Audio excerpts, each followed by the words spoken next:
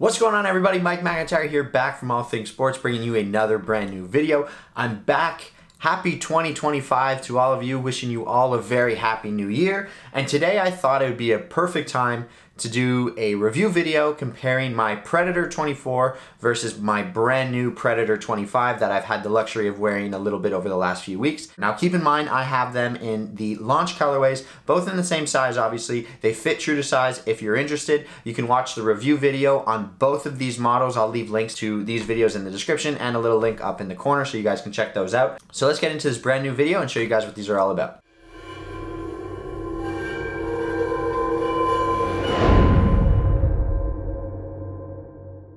Before we begin, please hit that like button, hit the subscribe button, hit the bell notification, take care of those three things. They really do help the channel out. And please watch the entire video as well. That also helps grow the channel. I want to try and be a little bit more active on YouTube this year. I had a lot going on in 2024, but in 2025, I'd like to find a little bit more consistency once again in my upload. So here's my 2024 version of the Adidas Predator fold over tongue version. This was announced in late 2023, actually, in December of 2023. Came out in 2024, and when they brought the fold over tongue back, I just had to go back to them. I was always a Predator fan. I wore these growing up forever. I had every Predator model from the Pulse in 2004 all the way through until the last Predator technically in 2014, which was the Instinct. So let's start with the upper. They both have hybrid touch uppers. Now, this one I was very excited about it because I really liked the hybrid touch material. They brought it out on the Predator LZ back in 2012 and 2013. They had it on the LZ2 as well. And I was super happy about it when I first reviewed it, and I thought it would soften up, and in all honesty, I thought it would soften up a little bit more than it did.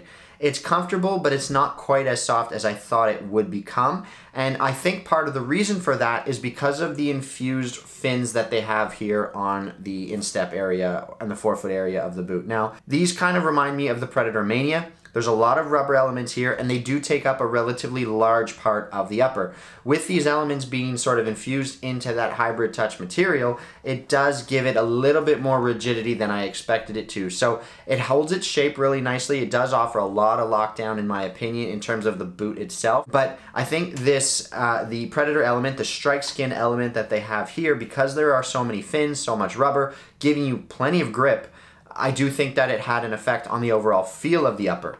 On the 2025 model, they've changed the strike skin element, the Predator element, and it's more reminiscent. They're following the same sort of chronological years. This is more reminiscent of the Predator Pulse, which came out after the Mania. So this one had more of a Mania strike skin element. This one has more of a Pulse, Predator Pulse strike skin element.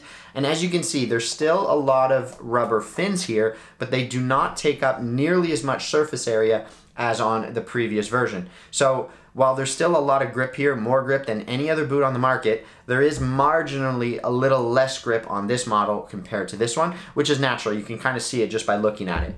Because there's a little bit of, there's a little less rubber infused here, I am hoping that this upper will feel a little bit softer over time. And just getting it out of the box, you can feel that there's a little bit more flexibility in the 25 upper compared to the 2024 upper. You can just kind of feel right off the bat that it does have a little bit more sort of suppleness to it, which I think is going to be a good thing. So if the upper on this one can soften up ever so slightly compared to the 2024, I think we're going to have a really solid upper and a good evolution. One of the other things obviously that's different is the actual shape of the fold over tongue. So I'm just going to fold both models over so that you can see it. Again, we're following sort of the chronological order of the Mania and the Pulse. There is a very, very similar updates here that we saw back in 2002 and into 2004. So the shape of the tongue, you can get a close-up view of it here. This is very Predator Mania, and this is very Predator Pulse. So it's ever so slightly longer, not by much, but just a little bit. You get a little bit more of a point to it on that sort of inside right over here, as you can see, versus over here. So it does come to a little bit more of a point. It's ever so slightly longer, just a different shape. The actual feel of it is not too different. They carry off the rubber fins. You do get a little bit on the tongue, you can see here in black, and on the 24 you had it over here as well. There's those rubber fins, so that's similar, but the tongue is just ever so slightly longer, giving you the option to cover the laces. So the tongue does cover the entire surface area of the laces, which is great. I don't like the laces showing when I have these Predators on, just because I think it's a look thing, but it's also just a performance thing. I tuck the laces in as best as I can, keep the tongue nice and flat to cover the lacing area, giving me an ultra clean surface. Okay, so when I lace them up, that's how they look. That's really the end in terms of differences, I suppose. So the upper is ever so slightly different, the tongue is different, but the same sole plate is present. Okay, so we got the same control frame that we have on the 24, on the 25. You know, just different colorway designs, but the exact same stud pattern. The studs are the same shape. You have the same heel counter. The heel design is virtually the exact same as well. You get those kind of memory foam pods in the heel, hoping to lock down the heel ever so slightly. And that's pretty much it. The rest is design language in terms of, you know, there's no medial side stripes, 3 stripes on this model versus getting those 3 stripes on the inside of the boot on this model. And like I said, the waves are a design choice. But other than that, those are the differences between the 2 models. On this one, you'll probably have ever so slightly a little bit more grip compared to the 25, but hopefully because of the nature of the upper and the sort of changes that they've made to that hybrid touch, I hope you're gonna get, and I believe you're gonna get, a better, more supple experience with the upper of the 2025. So that's my comparison and review of the Predator 24 versus 2025. I'm very curious as to what you guys have to say. So if you have any comments, please leave those down below in the comments section.